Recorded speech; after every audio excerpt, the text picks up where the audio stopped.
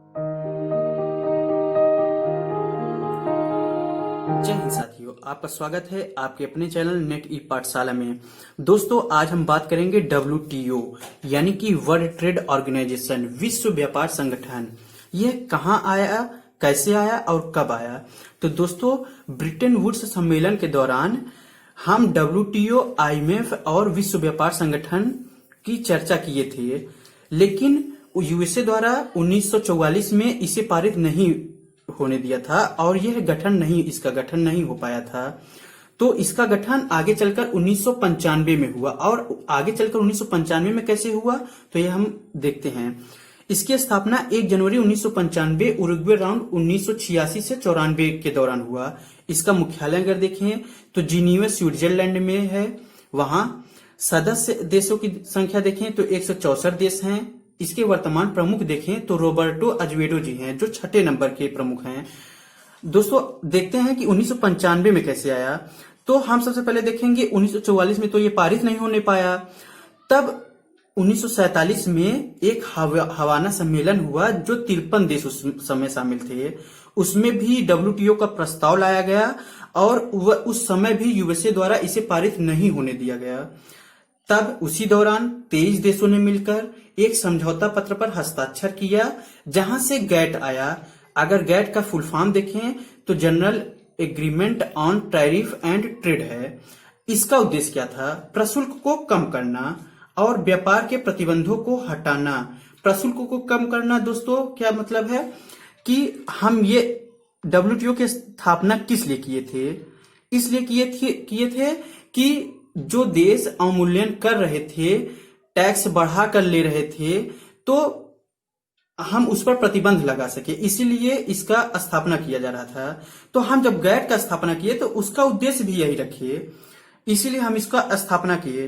तो उस समय प्रशुल्क को कम करने का अर्थ ये है कि बड़े देशों द्वारा, जो उस समय सेकेंड वर्ल्ड वॉर के बाद सभी देशों की स्थिति खराब हो गई थी, लेकिन जो बड़े देश थे जैसे अमेरिका, चीन, ब्रिटेन, रूस, जापान, ये सभी बड़े देश अपने आप में एक विकसित देश थे। उनकी स्थिति बहुत ज्यादा खराब नहीं हुई थी। तो वो जो सामान निर्यात करते थे उसमें टैक्स बहुत ज्यादा लेते थे और व्यापार में बहुत ज्यादा प्रतिबंध रखते थे, जिससे अब अल्प विकसित देश उस प्रतिबंधों को और उस टैक्स को सर्वर नहीं कर पाता था। उस समय गैट के जब स्थापित हुआ था तो उस समय भारत और चीन दोनों थे, लेकिन चीन 1949 में बाहर हो गया था। चीन 1949 में बाहर होना, यूएसए द्वारा पारित ना होने दिया जाना, इसका मेन कारण यह है दोस्तों कि उस समय ये देश बड़े थे और इन्हीं द्वारा इनके देश में मैन्युफैक्चर बहुत ज्यादा हो रहा था और सभी जो छोटे देश थे इनके यहां से वस्तुओं का निर्यात करते थे और इनके द्वारा प्रशुल्क को यानी कि टैक्स को बहुत ज्यादा लिया जा रहा था और व्यापार में बहुत तरीके से प्रतिबंध थे, जो छोटे देश नहीं चाहते थे। इसलिए गैट लाया गया। दोस्तों, गैट 8 राउंड में बटा हुआ था, यानी कि 8 सम्मेलन में 8 बार सम्मेलन इसका हुआ था। तो फर्स्ट सम्मेलन इसका जिनेवा में हुआ था और 8वां सम्मेलन उरुग्वे 1986 से 94 में हुआ था। इसी दौरान उरुग्वे में जब यह सम्मेलन हुआ था 8वां राउंड, उसी दौरान मोरक्को में घोषणा किया गया 1994 में। उस समय वर्तमान में 104 देशों ने हस्ताक्षर किए और उसी दौरान WTO स्थापित कर दिया गया। लेकिन उस समय वर्तमान सदस्यों ने, यानी कि उस समय जब 104 देशों के सदस्यों ने यह निर्णय लिया कि किसी भी संगठन को अचानक से बंद करके दूसरे संगठन को हम आगे नहीं ला सकते, तो गैट लास्ट दिसंबर तक चलता रहेगा और आगे 1 जनवरी 1995 से WTO अपना कार्य प्रारंभ कर देगा। यानी कि अगर हम सरल भाषा में कहें तो WTO की स्थापना गैट को प्रतिस्थापित करके की गई और गैट के सदस्यों के मध्य 8 व्यापार वार्ताएं हुई, जिसके 8वें दौर में WTO अस्तित्व में आया। अब इसका अगर कार्य देखें तो कार्य व्यापार समझौतों का प्रशासन करता है, यानी कि किसी एक दो देशों के बीच जो व्यापार समझौता हुआ है उसमें यह प्रशासन यानी कि प्रशासन की भूमिका निभाता है। आपके समझौते द्वारा जो किया निर्णय लिया गया है वही आपका निर्णय मान्य होगा। दूसरा अगर देखें, व्यापार वार्ता का एक निकाय है। हम दो देश किसी व्यापार को लेकर कोई वार्ता करना चाहते हैं, बात करना चाहते हैं, तो हम WTO के द्वारा बात कर सकते हैं। तीसरा, सदस्य देशों की व्यापार नीतियों की निगरानी करता है, यानी कि दो देशों के बीच जो व्यापार नीतियां हैं उसकी निगरानी करता है। और चौथा, विकासशील देशों के लिए तकनीकी सहायता और प्रशिक्षण प्रदान करता है। पांचवा, अन्य अंतरराष्ट्रीय संगठनों के साथ सहयोग करता है, मतलब कि अन्य अंतरराष्ट्रीय संगठनों के साथ, यानी कि आप विश्व व्यापार संगठन द्वारा अन्य यानी कि IMF, विश्व बैंक जैसे संगठनों से सहयोग भी प्राप्त कर सकते हैं।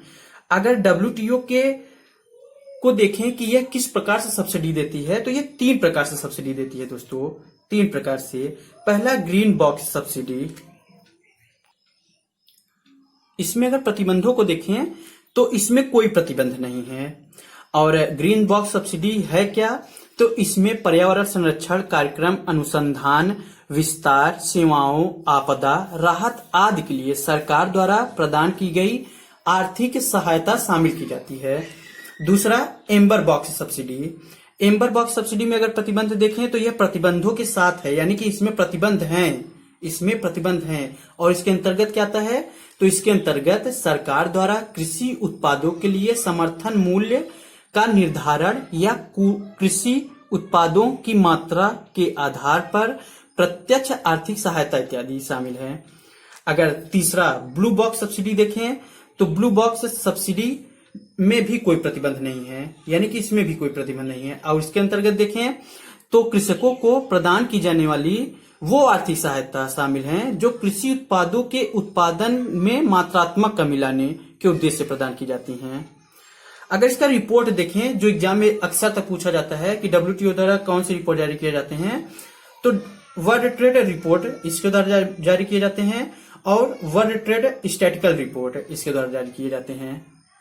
अब हम इसको आसान भाषा में नोट करने लायक बात देखें तो आसान भाषा में WTO के बारे में अगर जाने तो 8वें दौर की वार्ता को उरुग्वे वार्ता के नाम से जाना जाता है। पहला तो यह जान लेते हैं।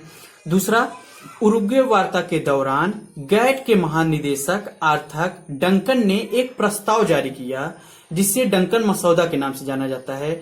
दोस्तों, अगर आप उच्च स्तरीय एग्जाम की प्रिपरेशन कर रहे हैं जैसे स्टेट PCS की, तो उसमें पूछा जाता है तो उरुग्वे वार्ता के दौरान जो गैट के महानिदेशक थे वो कौन थे, ये सब क्वेश्चन आया है दोस्तों।